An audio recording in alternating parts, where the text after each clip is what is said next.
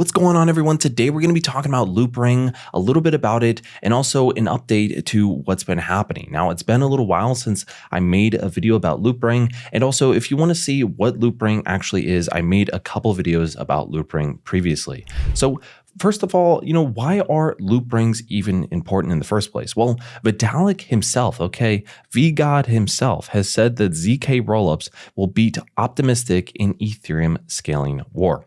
Let's talk about the Ethereum and layer 2 scaling war that it is. So far on layer 2s, there is $4.2 billion that's locked.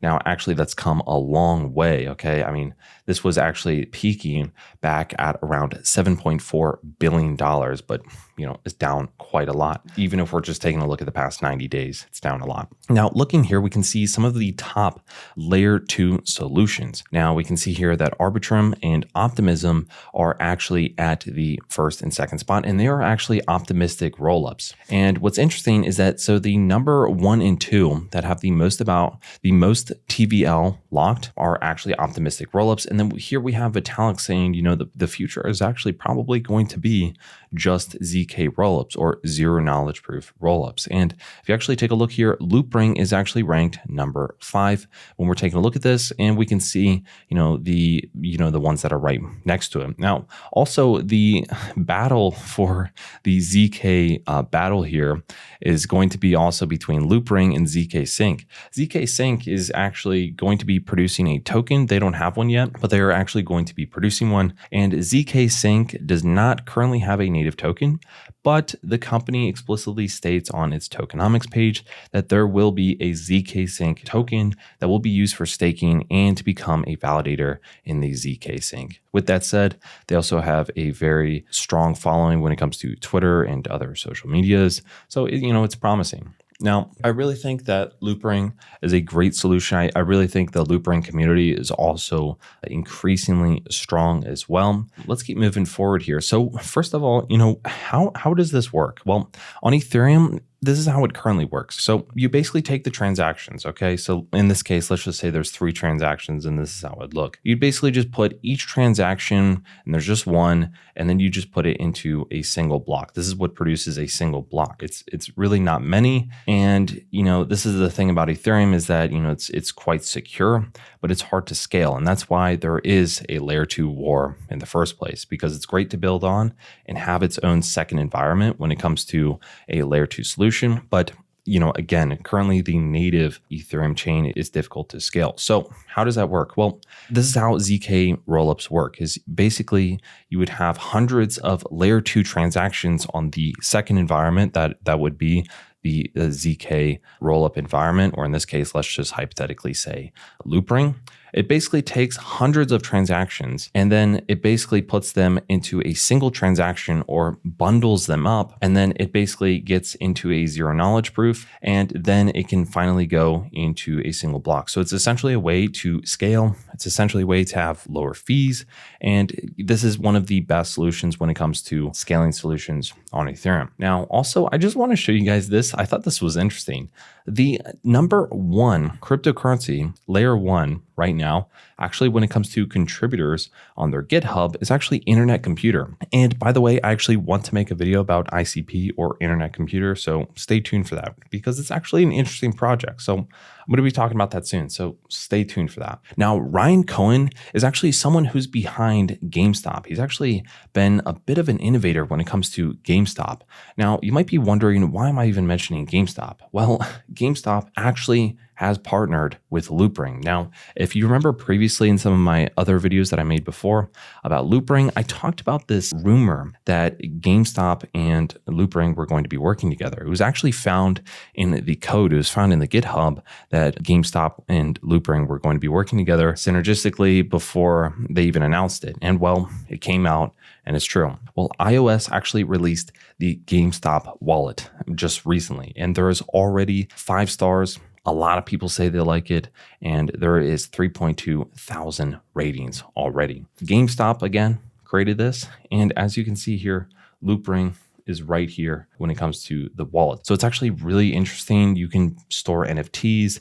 There's an ecosystem when it comes to layer 2 solutions like Loopring. So yeah, it's awesome. Personally, I haven't used it, but I've seen a lot of different reviews on the Loopring subreddit, and a lot of people definitely enjoy it. So something to think about. And also, this is big too. Okay, I know a lot of people aren't really into NFTs. I myself sometimes am not, personally just speaking. But to be honest, when it comes to NFTs in gaming, it actually seems like there could be a big world when it comes to that. If you think about Counter-Strike, for example, I remember when a lot of people were selling skins when it comes to different weapons and things like that. And there was a full market when it comes to selling.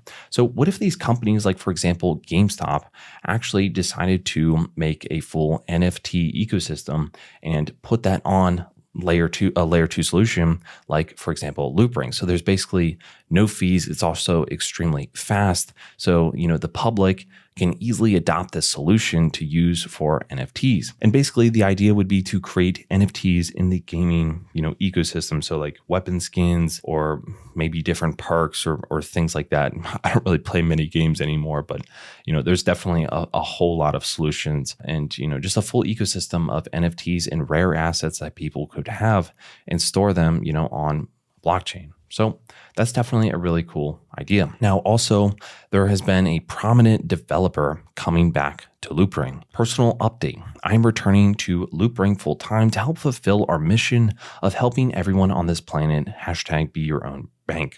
Now, more than ever, people need a self-custodial, decentralized version of Binance or Coinbase that can't be evil. So this guy is a prominent developer, Brian at Loopring. And yeah, a lot of people are really excited that he is back. This was actually just recently that he said this. So another cool thing, just taking a look at the Loopring Twitter page, it also has 209,000 followers. As you can see here, you can download the mobile app. I have it myself. I really like it. And looking at the subreddit stats, you can see here that actually back in November, around the rally time, there was this massive peak in subreddit followers. I mean, this is absolutely insane, just an exponential growth here, up to peaking at around 105,000 followers here. And what's interesting though is that it actually has declined a little bit from then. So back in August of 2022, just recently, it had 105,000 followers, and then it's actually declined subtly to 104,000 followers. So a little bit interesting there.